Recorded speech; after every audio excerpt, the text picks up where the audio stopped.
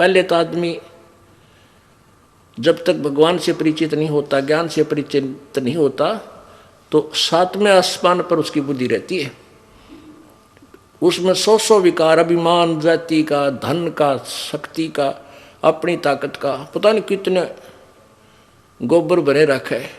और जब ज्ञान हो जाता है, जब वो जीव का जीव होता है, उसको पता है तू जीव है, तेरी कोई औकात नहीं है। मर्द गर्द में मिल गए वो रावण से रणधीर, कंस के सी चाणोरे से वो हिरणाकुश बलबीर। तेरी क्या बुनियाद है तू जीव जन्म धर लेत, गरीबदास हरि नाम बिना तेरा खाली रह जा खेत। इसे अंडी पाकनी है, ब्रान माटी हुई, रावण जैसे, कंस जैसे, चाणोर जैसे। तो फिर वो दास बन गया। परमेश्वर ने उनको अपनी शक्ति से सतलोक दिखाया। उस चौधरी साहब को अपना गवाह बनाना था इस बिचली पीढ़ी के लिए कि आने वाले समय में मेरे गवाह बने और मेरी प्यारी आत्मा मुझे पहचान सके, मैं पूर्ण परमात्मा हूँ। कबीर जी ऐसे ही 3 दिन तक अचेत पड़े रहे मुलुक राम जी, मुलुकदास जी।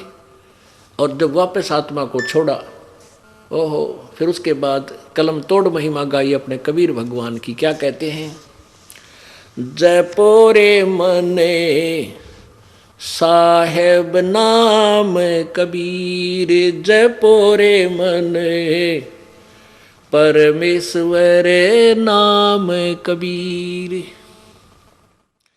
एक समय गुरु बंसी बजाई कालंदरी के तीर, एक समय गुरु बंसी बजाई कालंदरी के तीर।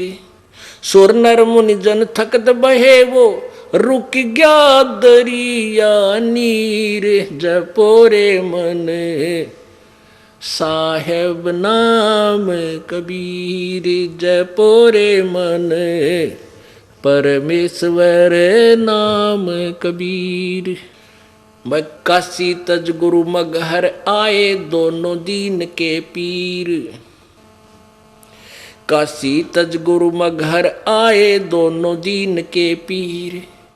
कोई गाड्डे कोई अग्न जलावे, ढूंढा ना पाया शरीर, जपोरे मन साहेब नाम कबीर, जपोरे मन परमेश्वर नाम कबीर। भाई 4 दाग से सतगुरु न्यारे अजरो अमर शरीर, 4 दाग से सतगुरु न्यारे अजरो अमर शरीर। दास मलूक सलूक कहते हैं खोजो खसम कबीर, जपोरे मन साहेब नाम कबीर, जपोरे मन परमेश्वर नाम कबीर। 4 दाग से सतगुरु न्यारे अजरो अमर शरीर, 4 दाग से सतगुरु न्यारे अजरो अमर शरीर। दास मलूक सलूक कहते हैं खोजो खसम कबीर, जपोरे मन परमेश्वर नाम कबीर, जपोरे मन साहेब नाम कबीर। अब क्या कहते हैं मुलुकदास जी कि ए मन सभी को सुना सुना कर कह रहे हैं कि उस कबीर परमात्मा की भक्ति कर रहे।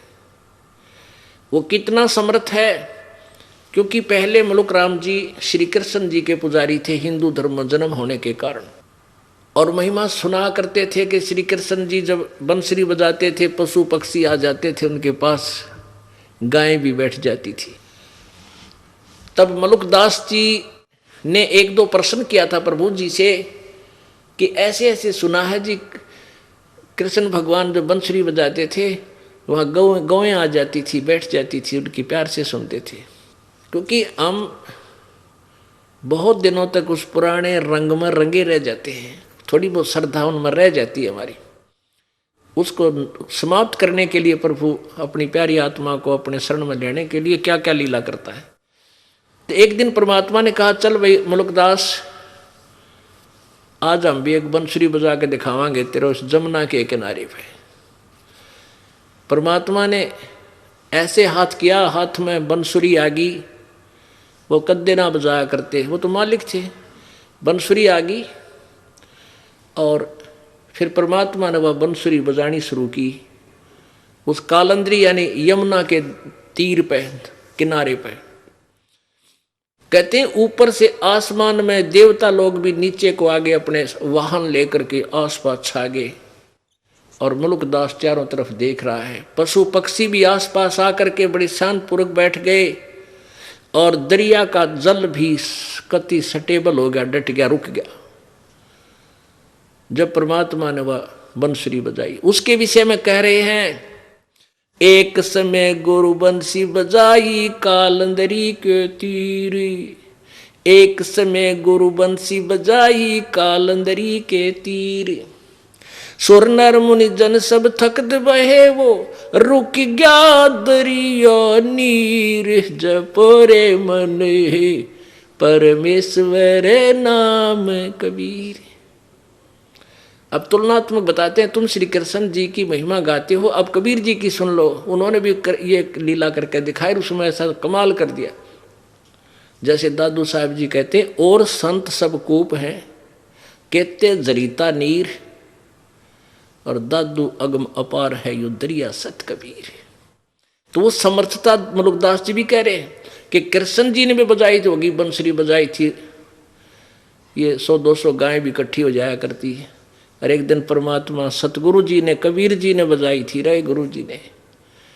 दरिया का पानी भी रुक गया, ये जल भी वहीं रुक गया, न्यो का न्यो खड़ा हो गया। और देवता सारे आगे तेरे कृष्ण ते भी ऊपर देख रहे थे, उस बंसुरी की इतनी प्यारी आवाज थी। काशी तज गुरु मगहर आए दोनों दीन के पीर, काशी तज गुरु मगहर आए दोनों दीन के पीर, कोई गड्ढे कोई अग्न जरावे ढूंढा ना पाया शरीर, जपोरे मने परमेश्वर नाम कबीर। जैसे सुबह भी आपको बताया था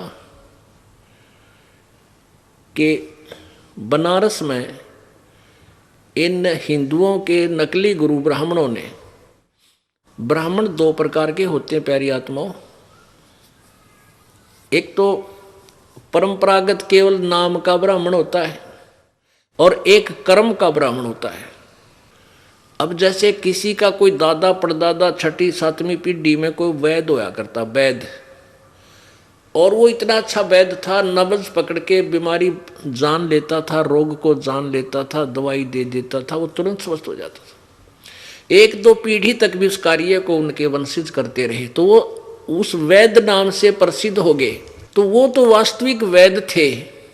फिर उनके वंशजों को, पीढ़ियों को, जो सैकड़ों घर हो गए, वो ना तो पेट के दर्द की गोली जानते, दवाई जानते, और उनको भी वैद्य बोलने लगे सभी। यो रामकिशन वैद्य, कृपाराम वैद्य, ऐसे।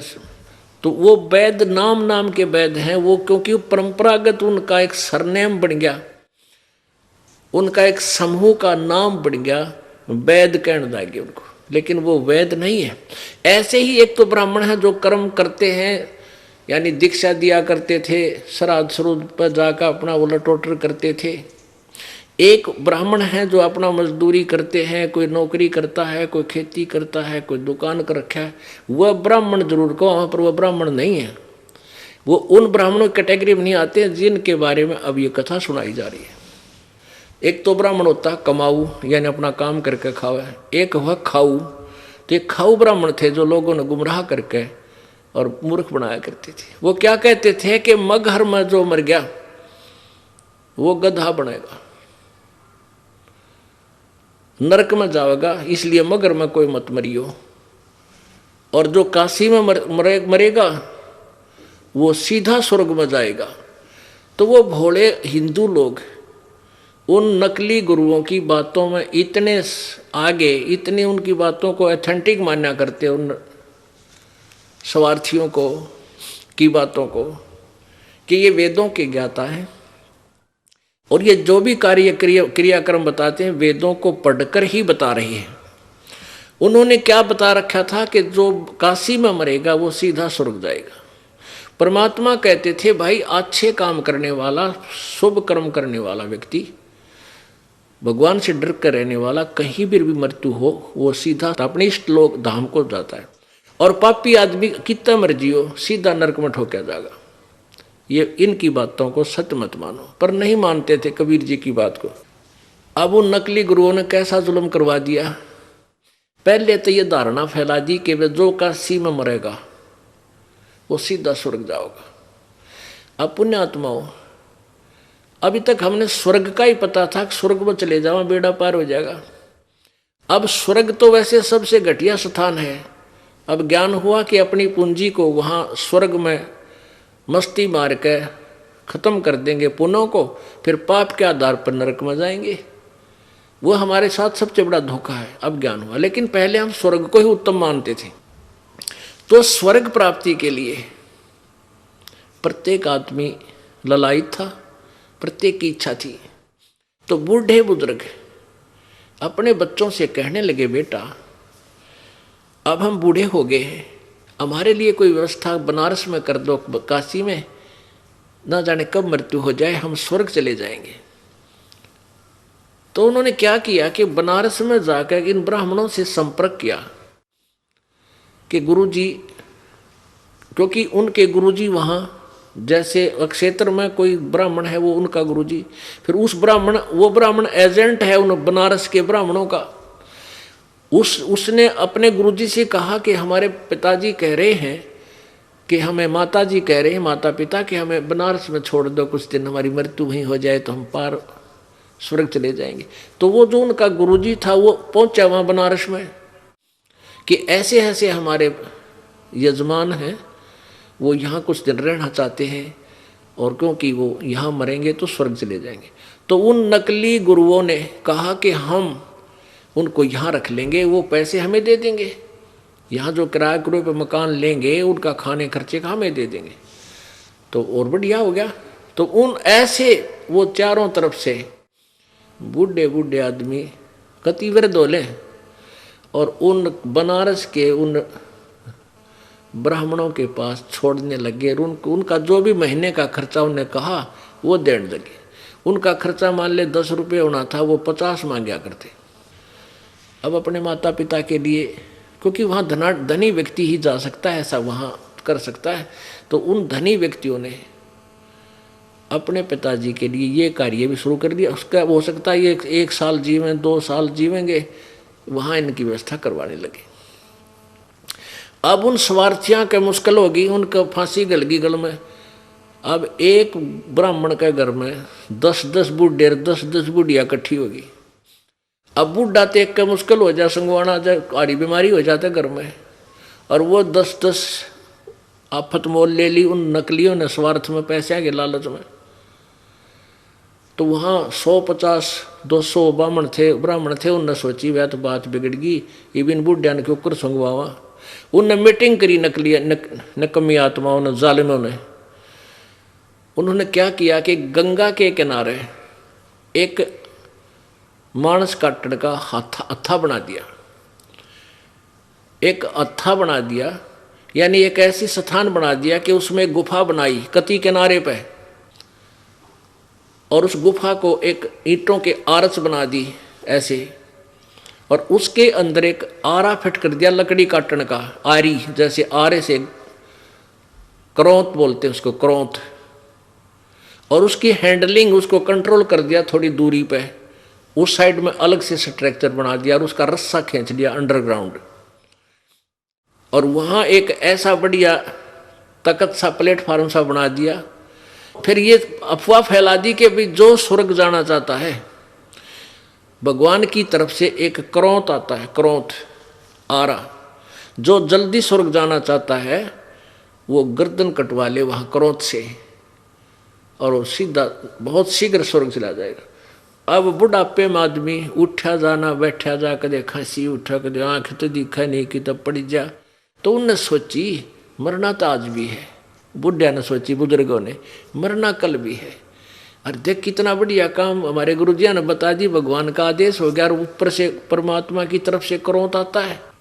और उसकी फीस रख दी एक्स्ट्रा कि अभी जो 100 रुपये देगा भगवान का, फिर उसके बाद हम वो भगवान को प्रसन्न करने के लिए बहुत क्रियाएं करनी पड़ती हैं, तब वो क्रोध आएगा। ऐसा कोई फीस रख दी उसकी।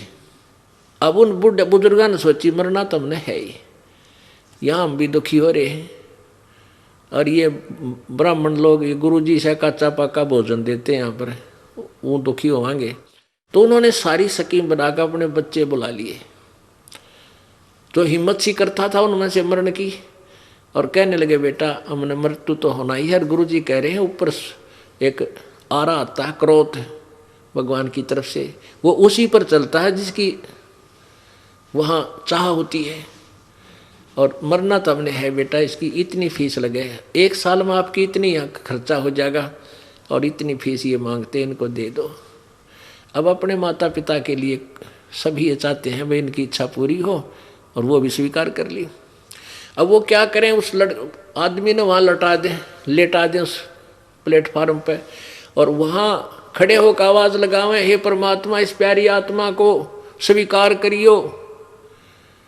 उधर वो कंट्रोलर समझ जाते का आदेश हो गया, वो घुमा देते, उस रस्से ने ढीला कर देते, क्रोध सीधा आ जाता नीचे उसका एक रस्सा और बांध रखा था दूर, और फिर उसको एक उधर खींच लेता, वो उधर 2-3 पता था 2-3 बार आंधे हुआ गर्दन कट लेगी, और उसको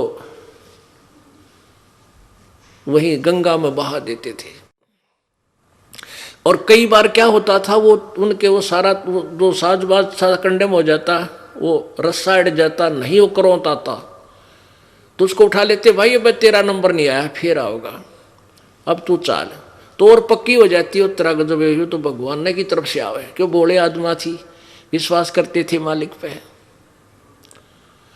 अब ऐसा जुल्म भी इन नकली गुरुओं ने स्वार्थवश हमारे साथ कर दिया, वो कसाई का काम भी करने लगे, और हमने वो भी स्वीकार कर लिया परमात्मा पाने के लिए। तब परमात्मा ने उनका अंधेरा हटाने के लिए कहा था कि ये जालिम लोग हैं, ये क्रोध भगवान की तरफ से नहीं आता, इनके स्वार्थ की तरफ से आता है। लेकिन हम इतने अपने गुरुओं पे इतने अंधविश्वासी थे कि हम कबीर जी के शत्रु हो गए। उनके कहने थे कि ये झूठा है, कपटी है, ये कबीर ब्रह्मा विष्णु महेश जी को बुरा कहता है, ये देवताओं का हमारे हिंदू धर्म का शत्रु है। तो परमात्मा कहते हैं कहूँ सच्ची ये मानने झूठी। परमात्मा क्या कहते थे, निरंजन धन तेरा दरबार, निरंजन धन तेरा दरबार, जहाँ पर तनिक न न्याय विचार। निरंजन धन तेरा दरबार, जहाँ पर तनिक न न्याय विचार। भाई वैसा उड़ है मुल मुल खासा, गल मोतियों के आर। वैसा उड़ है मुल मुल खासा, गल मोतियों के आर। पति भरता को मिले न खादी, वो सूखा नरस आहार। निरंजन धन तेरा दरबार, निरंजन धन तेरा दरबार, जहाँ पर तनिक न न्याय विचार। भाई पाखंडी की पूजा जग में, संत को कहें लबाड़। पाखंडी की पूजा जग में, संत को कहें लबाड़। अज्ञानी को परम विवेकी, ज्ञानी को मूढ़ गंवार। निरंजन धन तेरा दरबार, निरंजन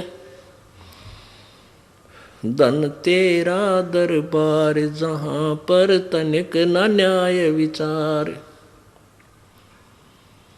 कह कबीर सुनो भई साधो, या सब उल्टा व्यवहार। कह कबीर सुनो भई साधो, सब उल्टा व्यवहार। सच्चों को तो यो झूठा बताओ, इन झूठों का एतबार निरंजन।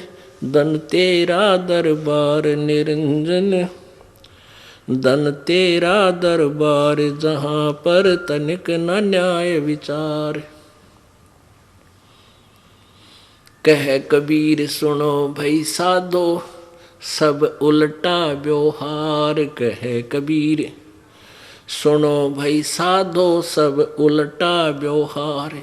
सच्चों को तो ये झूठा बतावे, इन झूठों का एतबार निरंजन। धन तेरा दरबार निरंजन, धन तेरा दरबार। अब ये सारा कुक्रम युग काल करवा रहा है, ये ज्योति निरंजन काल ये सब जुल्म करवा रहा है कि इस समाज को, मानव समाज को अपने नकली गुरुओं के द्वारा इतना भ्रमित कर दूं, ये सत भक्ति से और परमात्मा की महिमा से कति विपरीत आरूढ़ हो जा।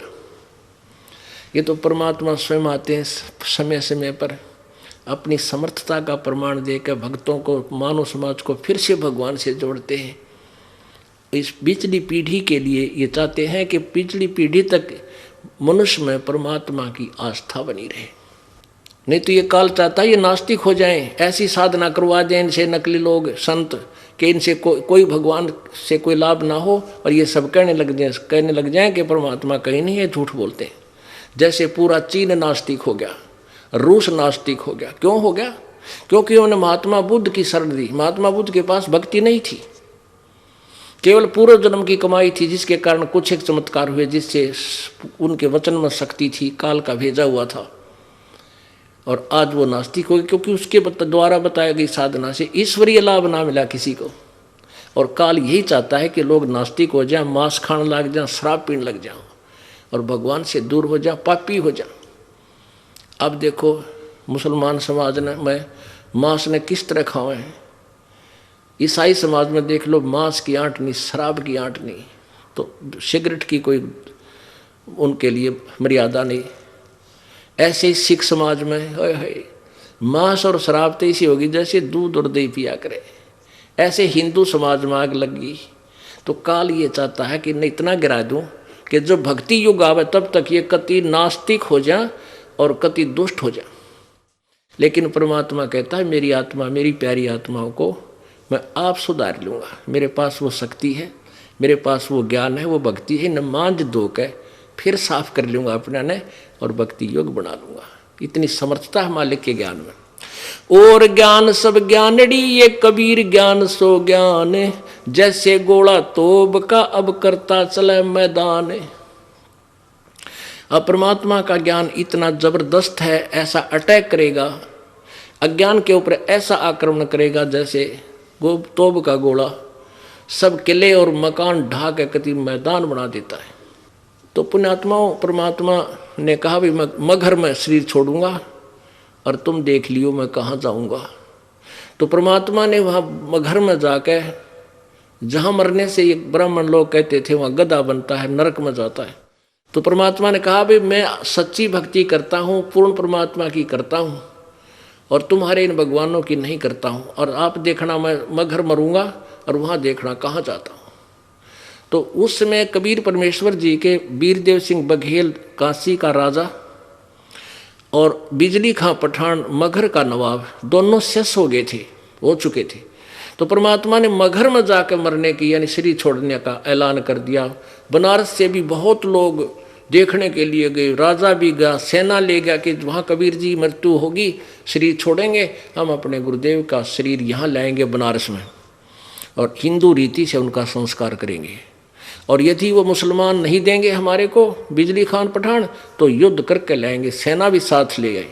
ऐसे ही बिजली खां पठान और वहाँ के मुसलमानों ने ठान ली कि जब गुरुदेव शरीर छोड़ेंगे तो हम हिंदुओं को इनका शरीर नहीं देंगे, हम अपने मुसलमान रीति से इनका अंतिम संस्कार करेंगे। इस कारण से दोनों सेना आमने सामने खड़ी होगी। परमात्मा ने पूछा भी ये क्यों सेना किस लिए लाए हो? तब कुछ मुसलमान और कुछ हिंदू आगे आए, कहने लगे गुरुदेव आपके शरीर को हम मुसलमान रीति से अंतिम संस्कार करेंगे, हिंदू कहने लगे नहीं, हम हिंदू रीति से करेंगे, मुसलमानों को हाथ नहीं लगने देंगे। परमात्मा बोले रे निकम्म्यो, 120 साल 115 साल मैंने ज्ञान दिया, आज तक तुम अब भी मुसलमानों और हिंदू को दो समझते हो? अब बुद्धि भ्रष्टो, तुमने कहाँ ज्ञान ग्रहण किया मेरा? हिंदू और मुसलमान दो नहीं भाई, तुम तो नालायक आदमी हो। खबरदार, जो आपस में झगड़ा किया मेरे शरीर के कारण, क्यों मेरे को दोष मत लगाना, आपस में कत्लेआम करके, खबरदार ऐसा गलती की तुमने। तब तो वो चुप हो गए और मन में न्यू थी कि एक बार गुरु जी शरीर छोड़ दें, फिर हम आप देख लेंगे। तो परमात्मा ने क्या किया कि वहां एक चादर नीचे बिछवाई, एक ऊपर ओढ़ ली और कहा भी लड़ाई मत करियो, मेरा शरीर तो नहीं मिलेगा तुम्हारे को। लेकिन उनका नहीं जच्चा थी यह बात। लेकिन जो भी मेरी शरीर मिले चादरों के बीच में आधा आधा बांट लियो, एक एक चादर ले लियो, अपने अपने हिसाब से तुम अपना काम कर लियो, पर लड़ियो मत। जब थोड़ी सी देर के बाद परमात्मा ने देखा, ऊपर से आकाशवाणी की कि देख लो वह पंडितों, मैं स्वर्ग जा रहा हूं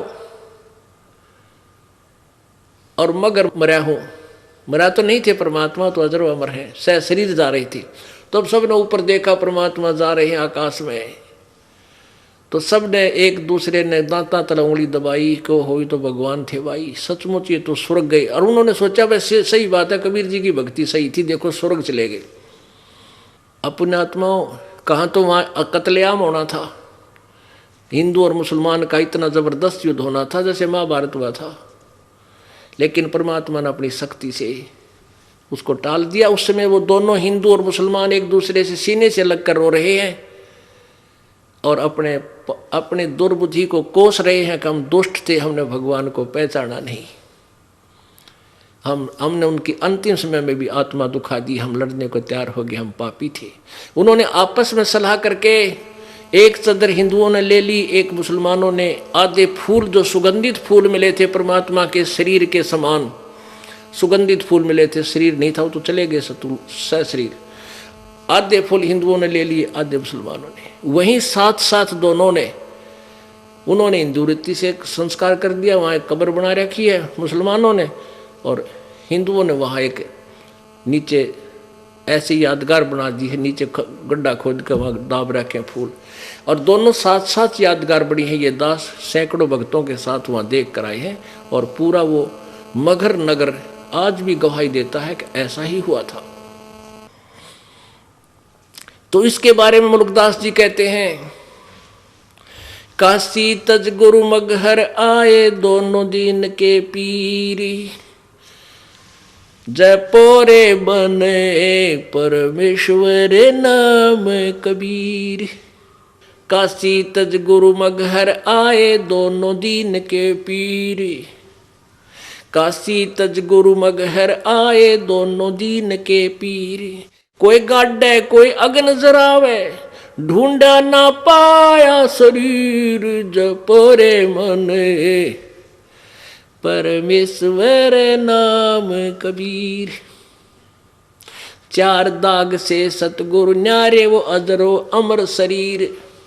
अब क्या बताते हैं कि परमात्मा कबीर जी चार दाग में नहीं आते। जैसे चार प्रकार से अंतिम संस्कार करते हैं मृत शरीर का। हिंदू कुछ तो अग्नि में जलाते हैं, सभा अंतिम संस्कार अग्नि में जला देते हैं, और कुछ कब्र बना देते हैं, जमीन में गाड़ देते हैं, दूसरा दाग। और तीसरा दाग जल प्रवाह कर देते हैं, दरिया में बहा देते हैं, पशु पक्षी खा के, जीव जंतु खाकर इसकी लाश को, इसके मांस को आशीष देंगे, इसको पुण्य लगेगा। और कुछ एक ऐसे हैं कि कबीले ऐसे हैं जो ऊपर एक बड़ा सा मचान बना देते हैं, वो ऊपर ऊंचा काफी, उसके ऊपर डाल देते हैं ऐसे खुला, उसे पशु पक्षी आकर के उसको खा जाते हैं या जंगल में फेंक देते हैं। ये चार प्रकार से अंतिम संस्कार यानी दाग देते हैं। चार दाग से सतगुरु न्यारा वो अजरो अमर शरीर। परमात्मा कबीर जी का शरीर कोई से दाग में भी नहीं आया, अजर अमर थे मालिक का शरीर। दास मलूक सलूक कहते हैं, खोजो खसम कबीर, जपोरे मन परमेश्वर नाम कबीर।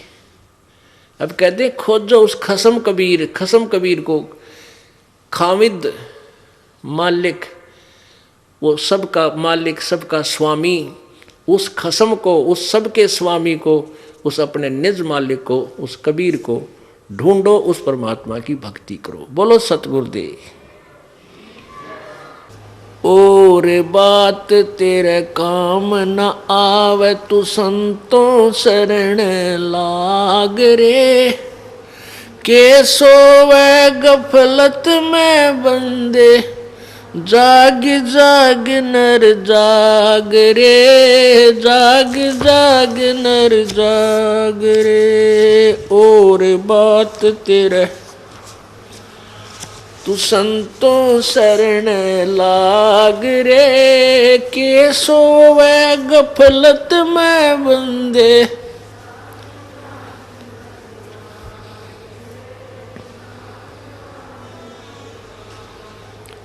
भाई उठ सवेरे ओ काबर लिया, के जाग्या नर भाग रे।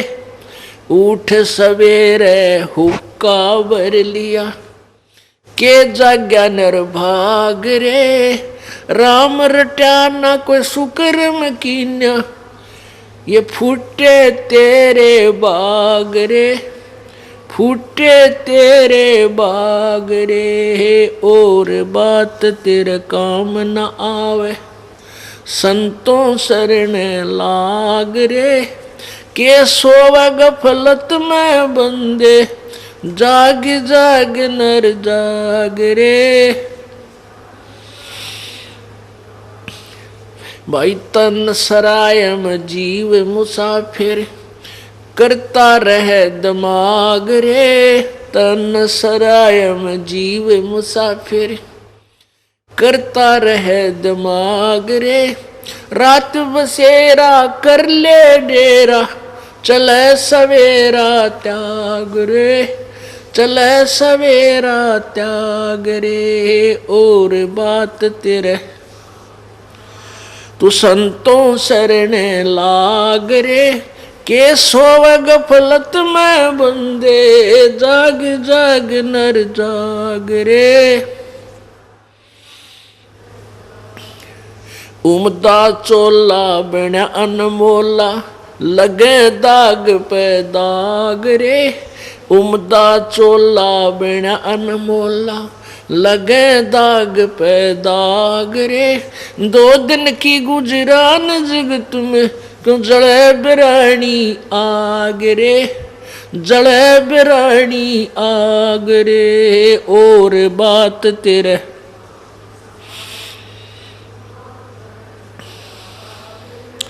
के सोवे गफलत में बंदे, जाग रे, जाग जाग नर जाग रे। कुबद का चढ़ी चढ़री चित पे, तू होया मनुष्य से नाग रे। कुबद का चढ़ी चढ़री चित पे, होया मनुष्य ते नाग रे। सूझे नहीं सजन सुख सागर, बिना प्रेम बैराग रे, बिना प्रेम बैराग रे। और बात तेरे काम न आवे, के सोवे गफलत में बंदे, जाग जाग नर जाग रे। भाई हर सुमरे सो हंस कवावे, कमी करो दी काग रे। हर सुमरे सो हंस कहावे, कमी करो दी काग रे। बोरा ना भर में विष के बन में, चल बेगमपुर बाग रे, चल बेगमपुर बाग रे। और बात तेरे संतों शरण लाग रे। के सोवे गफलत में बंदे, जाग जाग नर जाग रे। भाई शब्द सैन सतगुरु की पछाणी, पाया अटल सुहाग रे। शब्द सैन सतगुरु की पछाणी, पाया अटल सुहाग रे, नितानंद महबूब गुमानी, प्रगटे पूर्ण बाग रे, प्रगटे पूर्ण बाग रे। और बात तेरे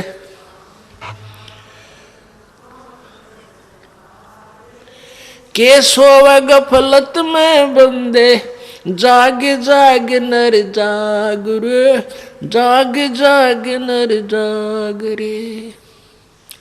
सत साहेब पुण्यात्माओं, परमेश्वर कबीर जी हम सभी आत्माओं के परमपिता हैं।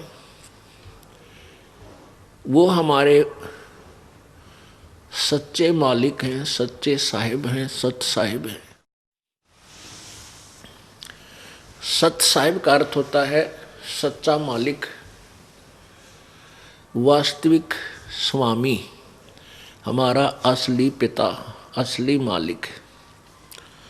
साहब का अर्थ होता है भगवान, स्वामी, मालिक, पति, राम, अल्लाह, गॉड, कुछ भी कहो इसको।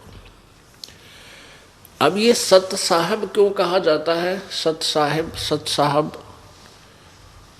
अब जैसे हम यहाँ काल के जाल में फंस गए और ये 21 ब्रह्मांड जेल है, जेल।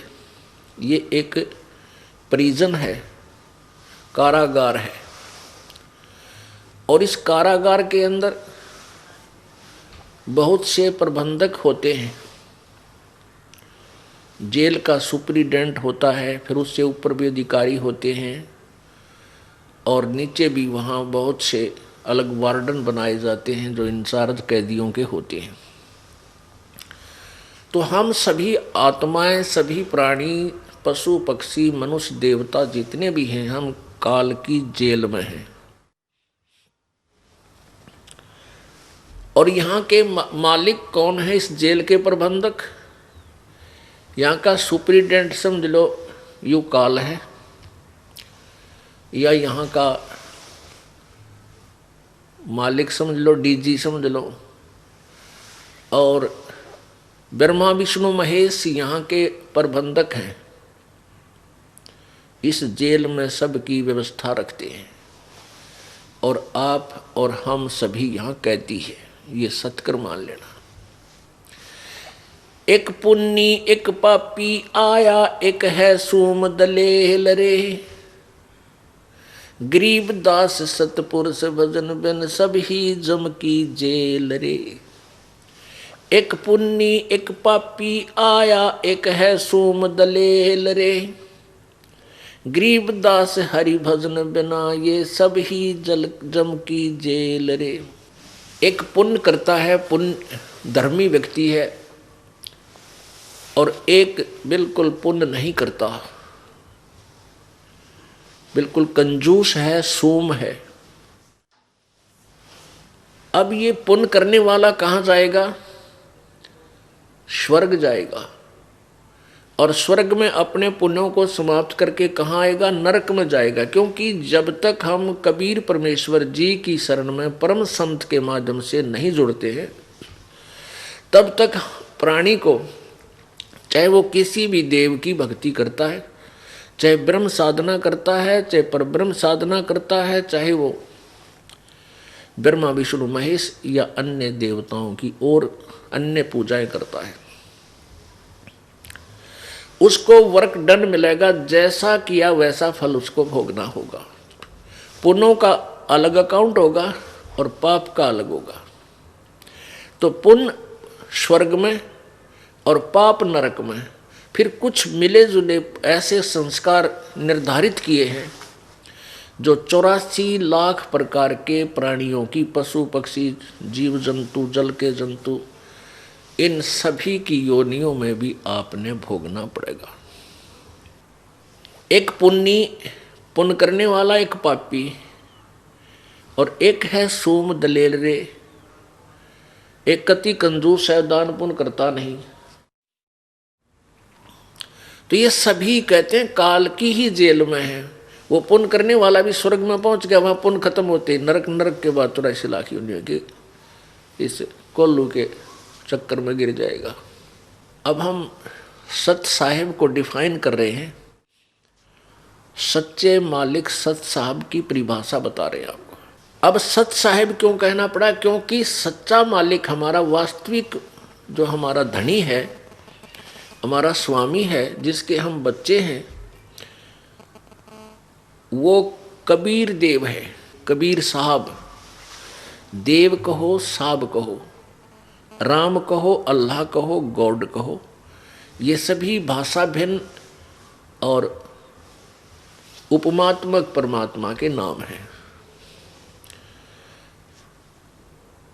अब जैसे एक तहसीलदार साहब, फिर एसडीएम साहब, फिर डिप्टी कमिश्नर साहब, मंत्री साहब एक प्रांत में, और मुख्यमंत्री साहब, फिर प्रधानमंत्री साहब और राष्ट्रपति साहब, ये सभी साहब हैं। इसी प्रकार हमने प्रभु को समझना है, प्रभु की परिभाषा समझनी है। अब एक ब्रह्मांड में केवल 3 लोक के ऊपर रजगुण ब्रह्मा जी, सतगुण विष्णु जी, तमगुण शिव जी एक एक विभागीय मंत्री हैं। एक ब्रह्मांड को समझो एक प्रांत है, और हम इसमें बंद हैं। हमारे प्रबंधक हैं ये तीनों मंत्री। ये क्यों हमें यहां रोके हुए हैं? क्योंकि हमने एक गलती की थी सतलोक में। उस गलती के कारण हम आज तक दंड भोग रहे हैं।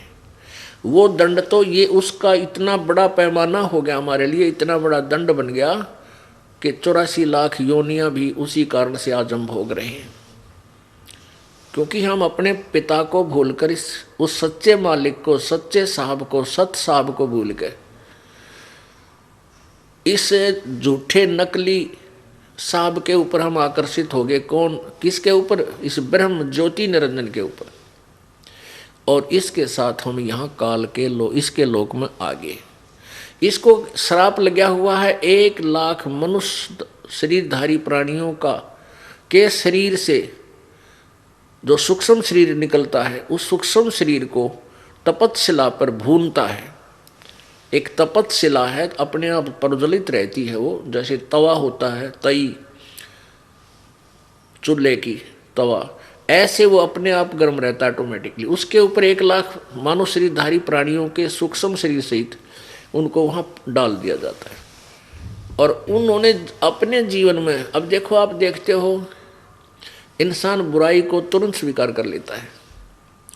शराब पीना, मांस खाना, उलां सूंघना, भांग पीना, तम्बाकू, जब किसी तरीके से टेक्निक ढूंढ ली, हुक्का बनाया, फिर पानी डाला और गुर्ड गुर्ड है, फिर तम्बाकू कुटे से बुरी तरह उसको गधे भी ना खा, उस तम्बाकू ने उसने मानस खाने लगे, खावे मनुष्य और पीवे, और शराब, ये सभी, और फिर खट्टे मीठे टेस्ट आहार के लिए, ये सारे मन करवाता है।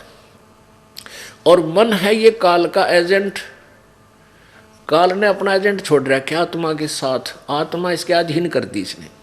अब ये सारे उल्टे काम में राजी रहेगा, नाचने गाने भुंडे कुकर्म करना, और आत्मा को ये पसंद नहीं, लेकिन ये इसका विवश होगी, इसने इसको अंधा कर दिया, अज्ञानी बना लिया अपने जैसा, जिस कारण से ये ऐसे टेस्ट करवाता है, शराब तम्बाकू मांस खिलाता है।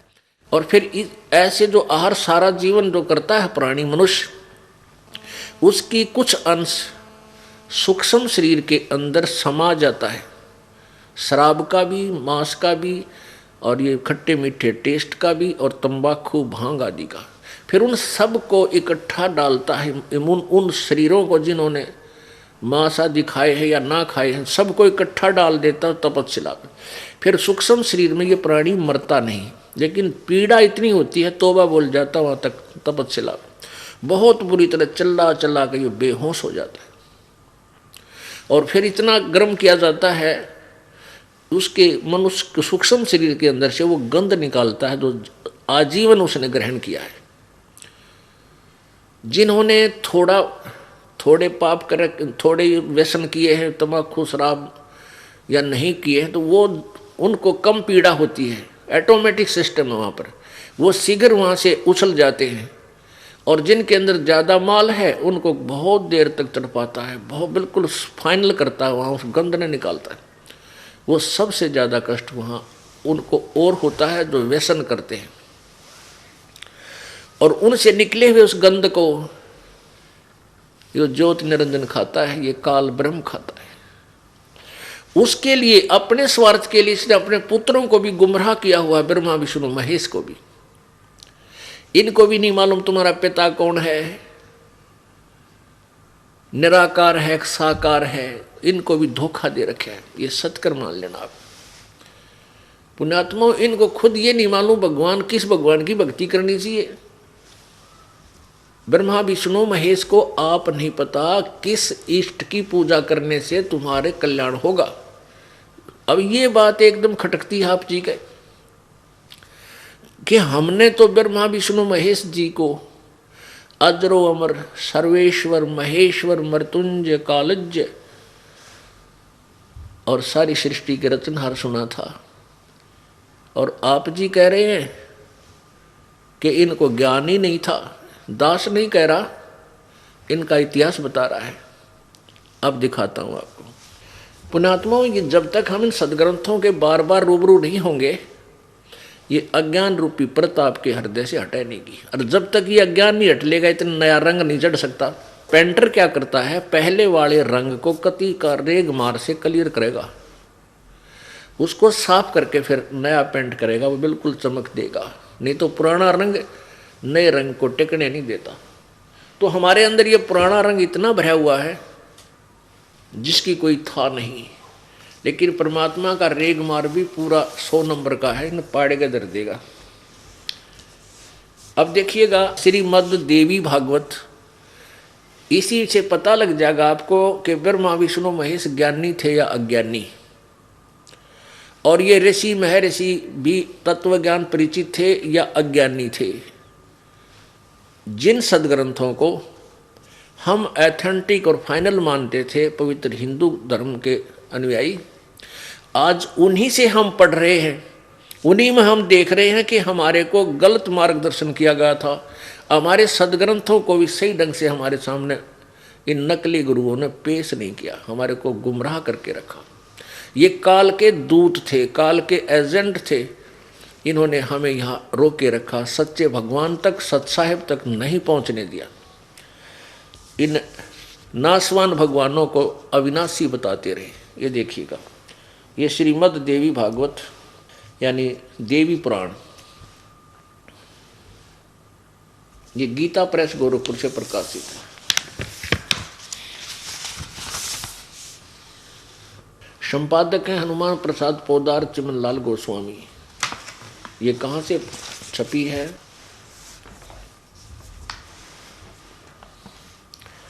प्रकाशक में मुद्रक हैं गीता प्रेस गोरखपुर, गोविंद भवन कार्यालय कोलकाता का संस्थान। अब यहाँ से देखते हैं प्रश्न नंबर 28 से आपको पढ़ कर सुनाते हैं। ये देखिएगा प्रश्न नंबर 28, इस पे क्या विवरण दिया है। नारद जी ने कहा, महाभाग व्यास जी तुम इस विषय में जो पूछ रहे हो ठीक यही प्रश्न मेरे पिताजी ने यानी ब्रह्मा जी ने भगवान श्री हरि यानी विष्णु जी से किया था। देवाधिदेव भगवान जगत के स्वामी हैं, लक्ष्मी जी उनकी सेवा में उपस्थित रहती हैं। 4 भुजाएं हैं, वक्ष स्थल पर श्री वत्स का चिन्ह चमकता रहता है। वे चराचर जगत के आश्रय दाता है, जगत गुरु एवं देवताओं के भी देवता हैं। अब नारद कह रहा है व्यास को कि विष्णु सब कुछ है, सर्वे सर्व जगत का स्वामी है, सबका देवताओं का भी देवता है। ऐसे जगत प्रभु भगवान श्री हरि यानी विष्णु जी महान तप कर रहे थे, उनकी समाधि लगी थी। यह देखकर मेरे पिता ब्रह्मा जी को बड़ा आश्चर्य हुआ।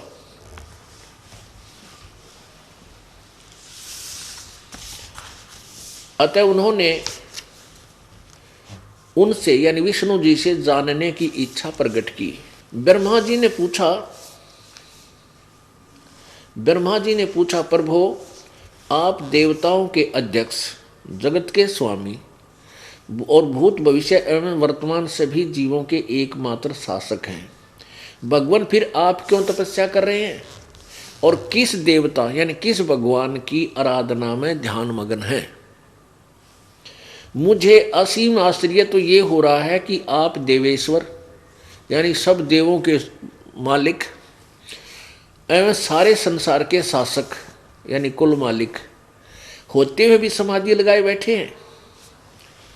अब ब्रह्मा जी के विनीत वचन सुनकर भगवान श्री हरि उनसे कहने लगे, ब्रह्मन यानी विष्णु जी बता रहे हैं हम ब्रह्मा जी को, सावधान होकर सुनो, मैं अपने मन का विचार व्यक्त करता हूँ। देवता, दानव और मानव सब यही जानते हैं कि तुम सृष्टि करते हो, मैं पालन करता हूँ, शंकर संहार किया करते हैं।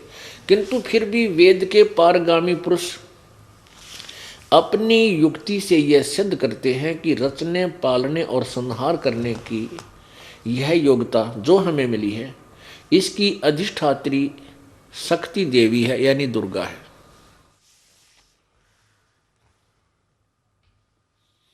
ब्रह्मा जी, हम सभी शक्ति के सहारे ही अपने कार्य में सदा सफल होते आए हैं।